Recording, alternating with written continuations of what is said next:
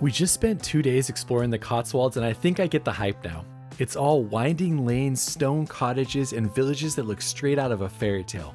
In this video, we're taking you along for a weekend road trip through some of the region's most iconic spots, like Bibury, Campden, Stow-on-the-Wold, and more. Whether you're planning a trip or just want to see what makes this corner of England so special, here's what 2 days in the Cotswolds actually looks like. We started our time in Campden in the northern part of the Cotswolds, with some of the buildings here dating back to the 14th century. After finding a place to park, our first order of business was to find something to eat after our long drive in from London. And do note that if you come here on a weekday, some places are closed, but luckily we were able to find a couple options. We talked to a few people who recommended a local coffee shop, and so we headed there first. The person working behind the counter made everything fresh, and we got a sausage roll, Amy got a quiche, and the kids got a normal breakfast. The food gave us the energy to start our 2 days of exploring.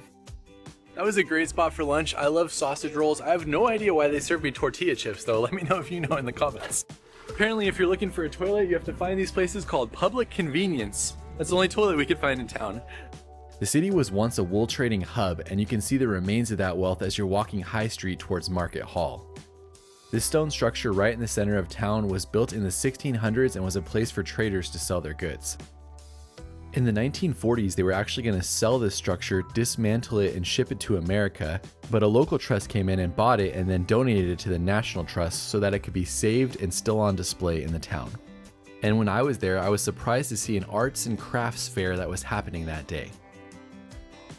It's so awesome to see that historic spot still having an actual market going.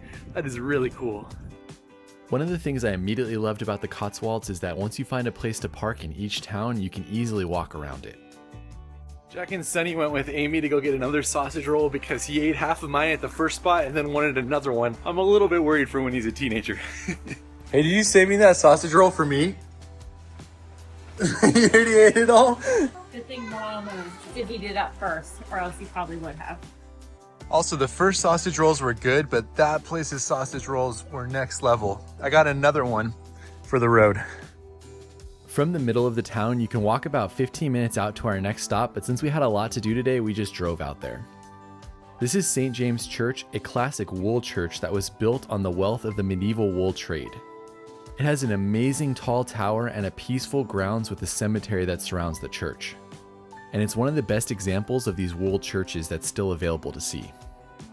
We weren't able to go inside because there's a service going on for Easter, but it looks beautiful from the outside, and I would love to go in next time I'm here.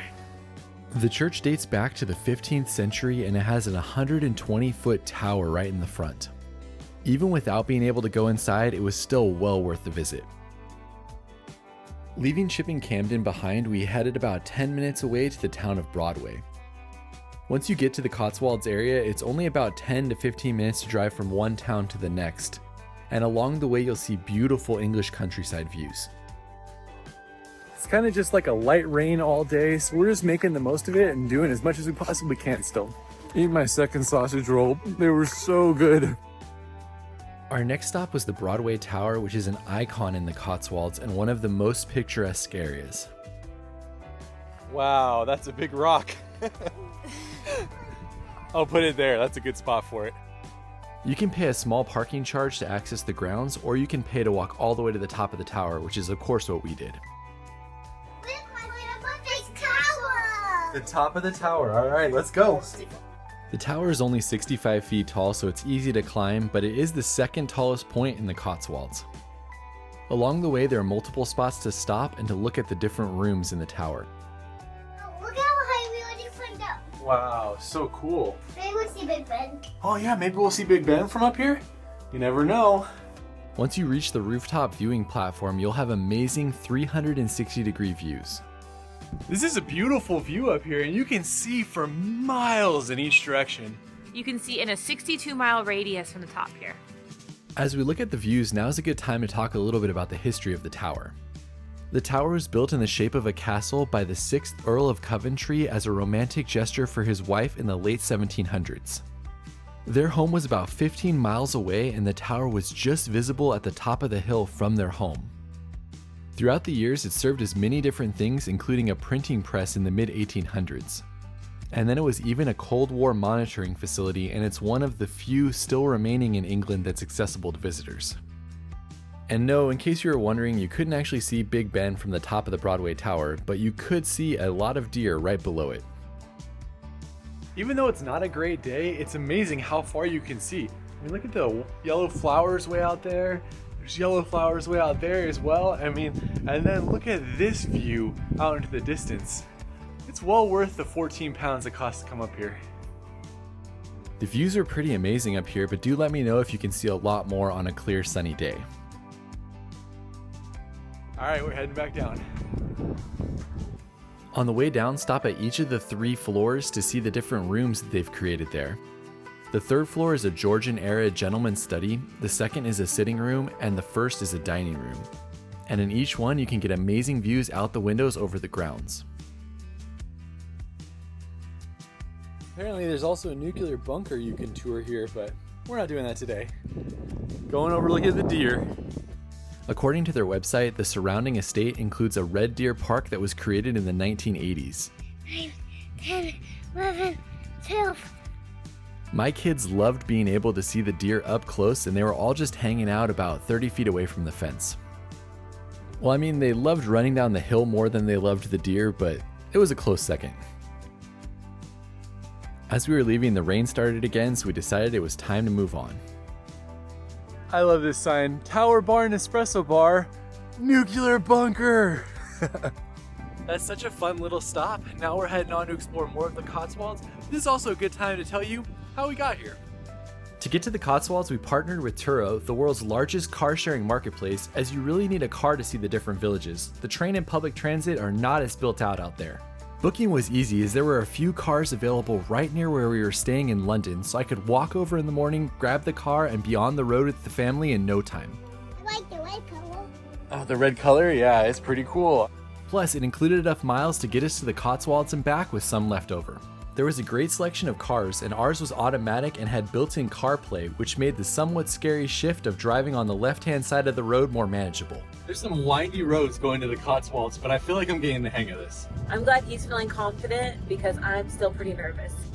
An hour and 45 minutes later, we reached the windy roads of the Cotswolds and to our first stop that you saw earlier. Thanks to Turo for sponsoring this adventure. Check them out for your next trip if you want to skip the rental car counter and coordinate with the host directly through the app. Scan the QR code here or click the link in the description to learn more. Let's explore more of the Cotswolds. Next up, we headed to the town of Broadway, known as the Jewel of the Cotswolds, and our first stop was the Broadway Museum and Art Gallery. The museum is located inside of a historic home from the 17th century, and it offers a lot of information on Broadway's history, as well as its significance in the wool trade and as an artist community. This museum is incredible for kids. You can run cars, you can do the chalkboard, and there's even books. Huge props to this museum. I hardly ever see a museum that takes this much care of the kids. They spent time in their 3rd floor area while I walked around and explored the other floors of the museum. Here's the Broadway Tower, which we just climbed. See all the different rooms in it. One of the most interesting exhibits was on level 2, and it talked about the Broadway Colony of Creativity. In the late 1800s, a few artists came here for inspiration, and then over the next few decades, lots of artists came and became known as the Broadway Colony. You can see a few of their pieces on display here. And then, of course, be sure to learn more about the history of wool, since it's so impactful in the Cotswolds region. The Cotswold Lion. That's what they call the sheep here. The kids were still going strong on level 3 and had no desire to leave, so I set out to explore the city a little bit. It's nice to see the sun start coming out after our morning of rain. It really makes these cities come alive. Broadway's High Street, which I'm told is just another name for Main Street, is beautiful with wide tree-lined streets and buildings from the 16th and 17th century. There's lots of different places you can shop, there are many restaurants, and all of the buildings are beautiful. I saw more people wandering around Broadway than I did in any of the other villages on the first day. Of course, I had a destination in mind though, and that was a donut shop. The kids were way too excited to leave, but I figured I had to try top-rated donut shop in the Cotswolds. Just walking into this place, I knew I was in for a treat as the donuts here looked absolutely fantastic. Also, if you're anything like me and you want a good strong coffee while in the UK, I recommend ordering a flat white. I haven't tried the donuts, so I have no idea how they are, but shout out to the people working there. They were incredibly nice. talked to me, gave me lots of tips, so thank you. Even with the promise of donuts, it was hard to get the kids to leave the museum, but luckily there was a secret garden right next to it that we could explore and eat our donuts in. I don't think you're ready for how crazy this is. Wow. Wow, look at those donuts. All right, for our first donut, we're trying the raspberry jam. Oh man, that is good. Who wants to try it next? You're just eating the jam by itself? How is it? 10 and a 10 and 100 and 100 and a 10 and a 10 and a 10 and a 10 and a 10. All the 10s. These are very strong donuts. I give them a 10 out of 10 too. They rival anything we have in the United States, which apparently is like a donut capital, as they said that there's not very many donut shops in the UK. I go raspberry jam and blueberry cheesecake. Those are my two favorite as well, but honestly, you can't go wrong with anything. Definitely check that spot out. We're not gonna leave any donuts left. He's gonna have a fight over him. Heading on. Leaving Broadway behind, it was about a 15-minute drive to our final spot for day one, Stow-on-the-Wold. It was also our first opportunity to drive in the Cotswolds in the sun, and it was beautiful. We grabbed a hotel room at a place called the Unicorn, which had free parking and it had these apartments that you could rent. Ours was called Snowshill, and it was a 2-bedroom apartment that was perfect for families. I'll link to it in the description. This is our spot. It's actually pretty incredible with a big living area. There's even a dining area as well. Here's the first bedroom, and then here is the second bedroom. We came off season midweek, and so we got a great deal on this room. I don't know how much it is in the summer, but this is pretty incredible. Not a bad spot in the Cotswolds. In case you were wondering, my kids also confirmed this room was jump test approved as well. I'm a little bummed that I only get to stay here one night. It's so nice and cute. After getting all set up in the room, we headed out to walk and explore the town. Everyone, including me, was thankful we didn't have to do any more driving. And there was this awesome walking path into the town called the Church Walk. The Church Walk led us almost immediately to one of the spots I was most interested in seeing, St. Edward's Church. The church is historic with elements dating back to the 11th century and the 15th century, but most of it went through a historic restoration in the 19th century to look like what it does today. It's free to visit and it's definitely something you should go inside to see, but for me the thing I was most interested in seeing was actually on the outside of the church, on the north wall. If you struggle finding it, just follow the crowds, but this spot was supposedly an inspiration for the Doors of Durien from the Lord of the Rings. Even if you're not a Lord of the Rings fan, it looks like something out of a fairy tale, and it's one of the most photographed locations in all of the Cotswolds. Even though the city itself wasn't busy, we probably saw 40 people walk by and take pictures during the 15 minutes we were here. I love the Lord of the Rings, and seeing anything that may have even inspired a part of the Lord of the Rings is a huge highlight for me. I should also note that if you're a Lord of the Rings fan, stop by the village of Moreton-on-the-Water and go to the Bell Inn. This spot has been attributed as the actual inspiration for the prancing pony in the Lord of the Rings. But anyways, that's just for the Lord of the Rings nerds out there like me. Now back to Stow-on-the-Wold. This has been a bustling market town since the 11th century, known for beautiful architecture and a vibrant market square. It's one of those places you're going to want to spend a few hours walking around, and luckily it's one of the better ones for parking as there's a decent amount around the town. So there's a lot of incredible places to eat in the Cotswolds area. For us though, with the kids, we're not doing any of the crazy sit down places, so we're gonna get some burgers tonight, but be sure to let me know where I should come to eat next time I come back. I made the mistake of not looking for reservations a few days earlier, and so when I did look, this was basically the only place left in Stow-on-the-Wold that had a reservation. Luckily for us, it ended up being an awesome spot with a great atmosphere, good food, and fun servers. Amy especially liked her gin and tonic, and I loved the spicy chicken sandwich that I got. That was a great burger spot. They had good drinks, it was fun, good service, so if you're looking for a place that's a little bit more down to earth here, it's a good spot. After dinner, we walked about 5 minutes down to the Porch House, which is supposedly the oldest inn in England, with parts of it dating back to 947. If I come back with Amy, I'll definitely try to spend the night here, as it would be cool to stay in something so historic. But for us, I just poked my head in, took a few pictures, and then we continued on. Walking the rest of the town, you're surrounded by historic buildings, shops, antique centers, and cafes, and it's been hosting markets since 1100. There's just something incredible about walking these old streets and seeing all of the different views and just soaking in the history. I love it. I feel like I'm really walking around in the medieval times, and I keep thinking it's just a replica, but it's not. It's real. By this point in the day, everything was closed, and so there wasn't really much to do, so we continued walking around for a little bit longer and then headed back towards our hotel. Since it was just a quick detour, we also cut through the grounds of St. Edward's Church as well. That's so cool. I wanted to see it one more time without all the people, and that is it for our first day in the Cotswolds. We'll see you tomorrow.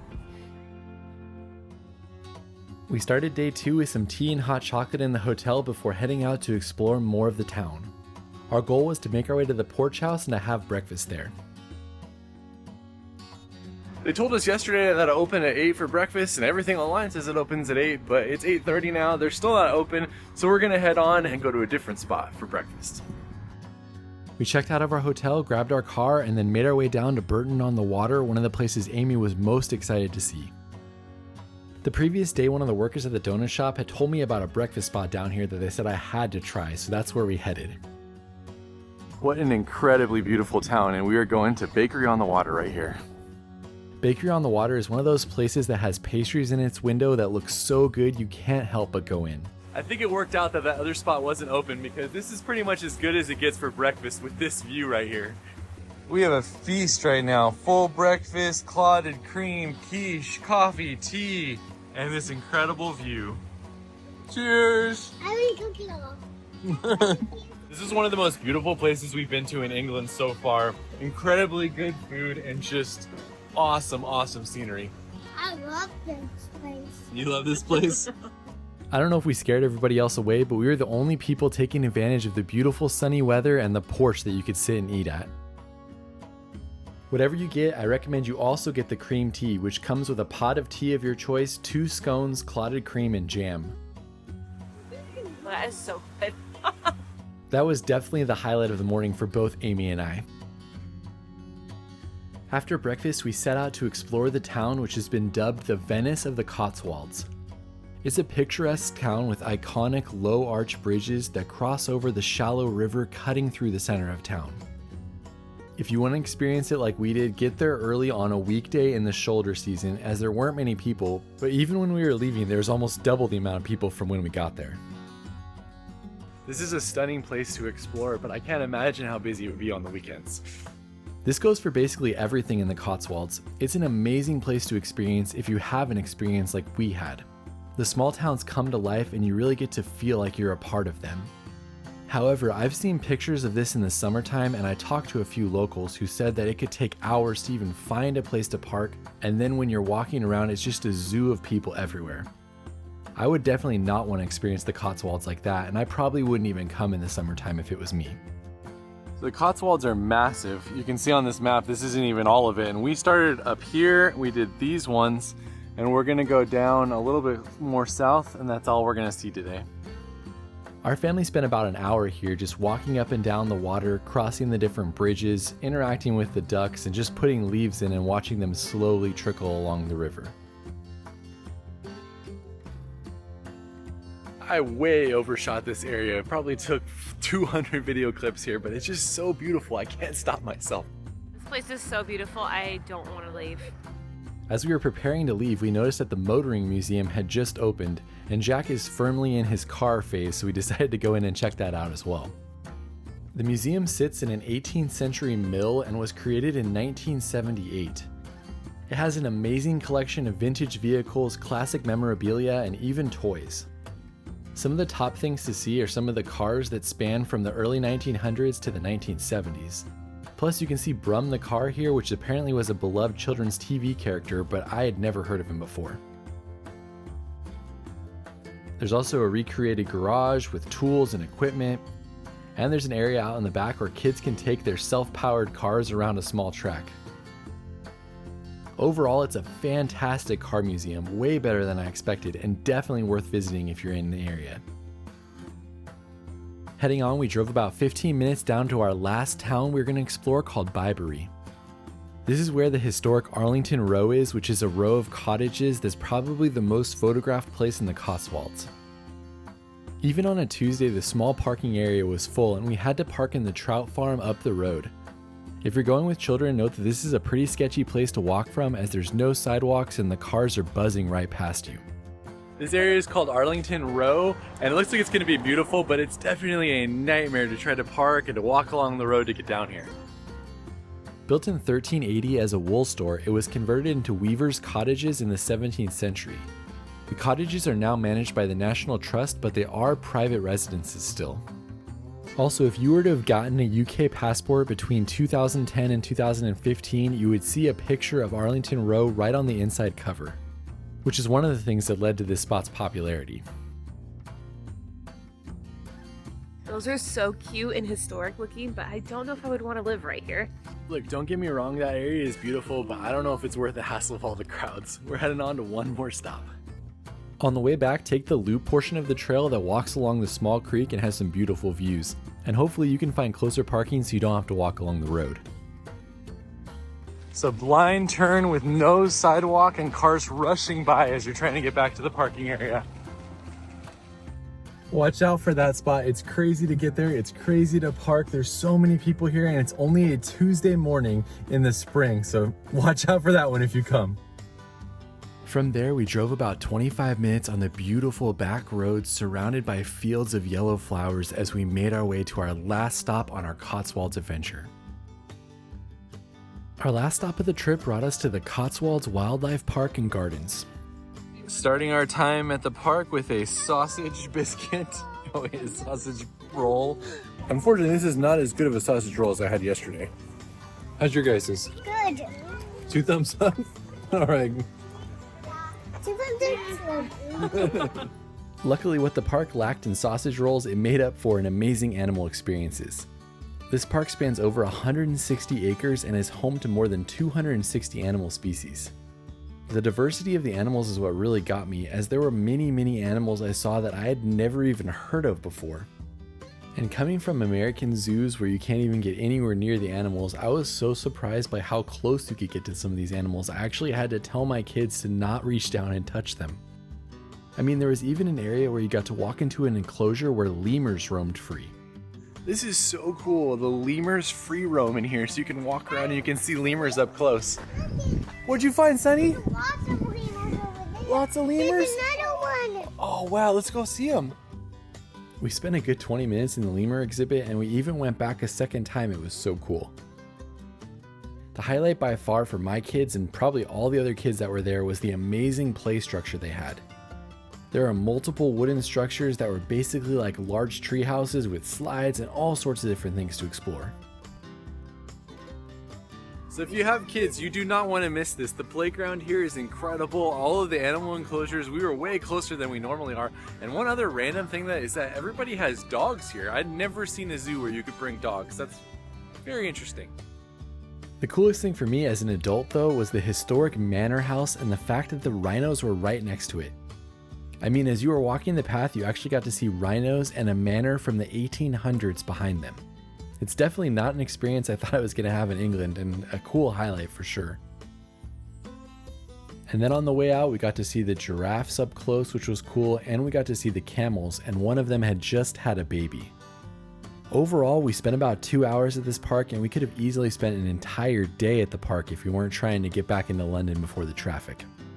That's it for our time in the Cotswolds. Hopefully you enjoyed exploring with us, and we will see you on the next one. Hi, camera. Hi, camera. Bye, camera.